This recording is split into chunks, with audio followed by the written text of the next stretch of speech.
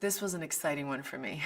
It was, and also I think at its most earliest of awareness, like for me, when I was aware of it, very, very early stages, it was, it's strange to say that you can be that excited about something that you almost know nothing about. But I think it says a lot about George Miller and his imagination and the worlds that he created, and a character that, you know, I couldn't even pull from the other worlds of this world. You know, she was brand new, but I met him once and I just knew that it was going to be something really special. Yeah, and then of course he so didn't let me down.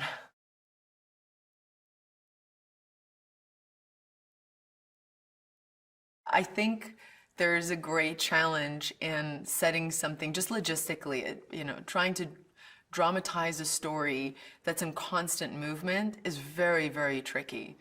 And I don't think a lot of filmmakers would do this for any amount of money, you know?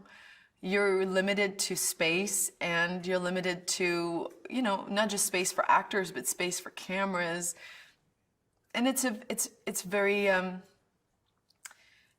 think it could be very frustrating to a lot of people, but to George, it's in the challenge of all of that, it's almost what he thrives in, and that's when he comes alive.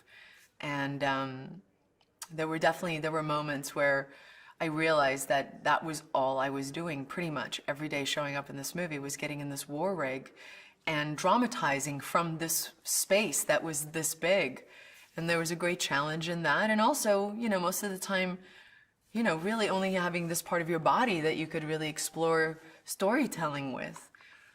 And then you realize that it becomes the ultimate experience, because even though you're limited in certain areas, you have a filmmaker that is seeing possibilities where you could never even see possibilities. Broken, scared, angry, disappointed, frustrated.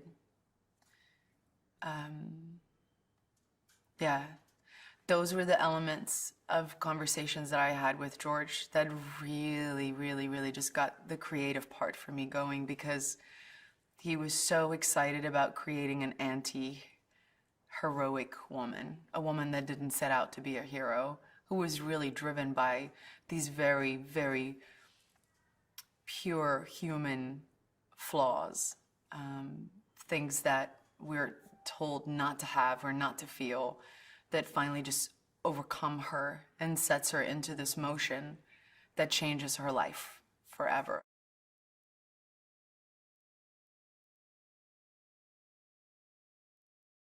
This idea that she's kind of saving these women, to me, just didn't feel as interesting as they belong to a man who hurt her incredibly, and she's just had enough, and she's going to take these women with her, and she's going to take what matters to him the most. She's going to take the most valuable thing away from her because he took the most valuable thing away from her. So it really is the ultimate story of revenge that starts this woman's drive off. And so it was, you know, there were little things that kind of geared us in a direction. And George was always so willing to go there with me. God bless him. You know, you can't do this stuff alone, and unless somebody kind of embrace that thought process, you can't do it. And he was with me. I mean, we were really eye to eye on that. And little things like the fact that she would never call them by their names, that she didn't want to know their names, because she knew the world that they were going into, and there's no room for attachment.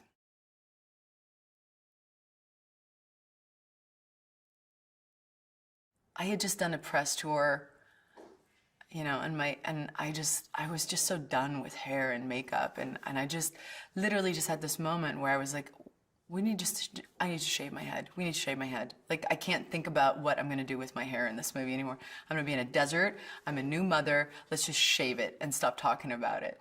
And I called George because I was so excited that I was, you know, that I had finally come to this conclusion. I think I woke him up at like 3 a.m. and I said, George, we have to shave my head. And he just took this breath. It was like, finally he could breathe, and he just went, yes.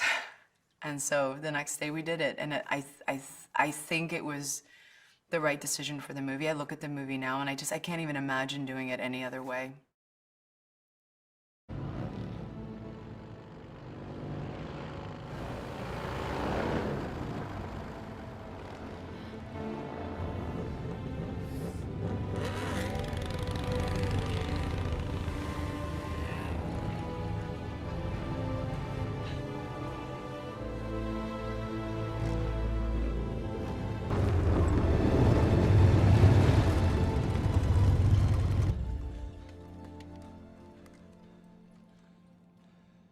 It's me.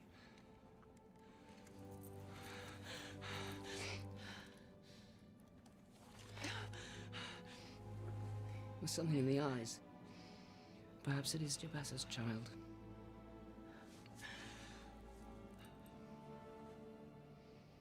This is our Furiosa. I can't wait for them to see it. See? See what? Home. The green place. But if you came from the west, you passed it.